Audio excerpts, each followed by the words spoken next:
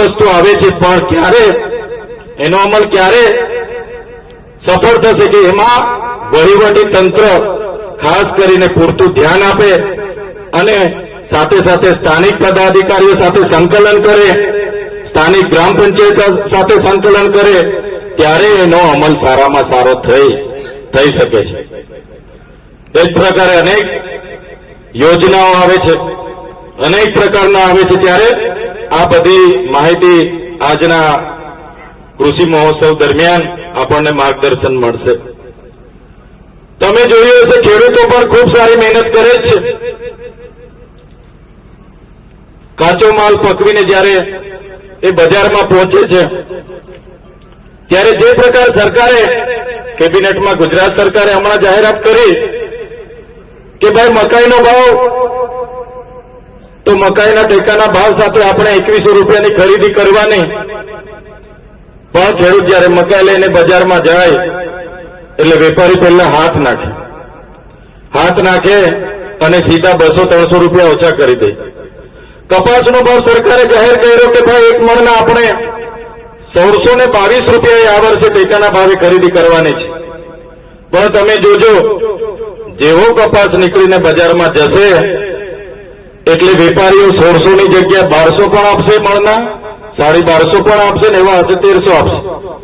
તો ખાતરના ભાવ 280 હોય એની જગ્યાએ 350 લઈ લેશે, પણ આપણો કાચો માલ નાખવા જઈએ એમાં 200-300 ની આ લોકો કટકી કરે.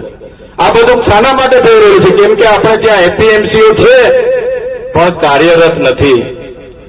એપીએમસીના હોદ્દેદારો ઘણા છે, સારા છે, આપણા સમાજના છે, પણ જે પ્રકારે એપીએમસી પર એમના પદાધિકારીઓ અને વહીવટી તંત્રોએ ધ્યાન આપવું જોઈએ, સહકારી તંત્ર પર એમણે ધ્યાન આપવું જોઈએ, તે આપી શકતા નથી.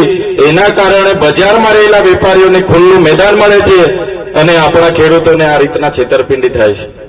ત્યારે તરત પણ આપણે બધાએ આજે કૃષિ મહોત્સવ છે તો આપણે બધાએ ચિંતન અને મનન કરવું પડશે કે આપણા ખેડૂતો જ્યારે પાક પકવીને જાય ત્યારે એમની સાથે અન્યાય નહીં થવો જોઈએ.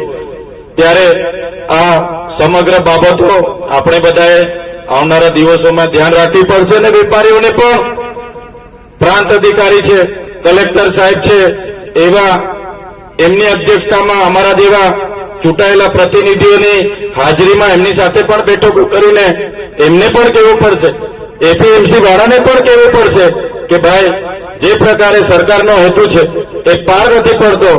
સરકાર એક બાજુ ભાવની જાહેરાત કરે છે ને એક બાજુ તમે આ પ્રકારની છેતરપિંડી કરો, એમાં ખેડૂતોની રજૂઆતો આવે છે, અન્યાય થાય છે. ત્યારે આવી ઘણી બાબતોએ પણ આપણે ધ્યાન રાખવું પડશે. વધારે સમય હું નથી લેતો, પણ ખેતીવાડી વિભાગ હોય, આત્મા પ્રોજેક્ટના વિભાગ હોય, કૃષિ વિજ્ઞાન કેન્દ્રના અધિકારીઓ હોય, બાગાયત હોય કે પશુપાલન હોય, બધા જ અધિકારીઓને અપીલ કરું છું, આપણા તાલુકાને, આપણા જિલ્લાને ખેતી, પશુપાલન અને બાગાયતમાં આપણે બધા કઈ રીતના આગળ લઈ જઈએ, એ બધા પ્રયાસો વહીવટી તંત્રની સાથે સાથે ચૂંટાયેલા પદાધિકારીઓ, પંચાયતો, બધા જ લોકોને વિશ્વાસમાં, સંકલનમાં રહીને આપણે બધા એક સારો અભિગમના ભાગરૂપે આગળ વધીએ, એ જ આજના શુભ દિને મારા વતી હું સૌને અપીલ કરું છું. આજના આ સરકારના કાર્યક્રમમાં અમને આમંત્રણ મળ્યું, અમને અમારું સ્વાગત અને સન્માન કર્યું, અમને બધાએ સાંભળ્યા બદલ બધાનો આભાર માનું છું. બધાનો ખૂબ ખૂબ આભાર, ધન્યવાદ. જય આદિવાસી.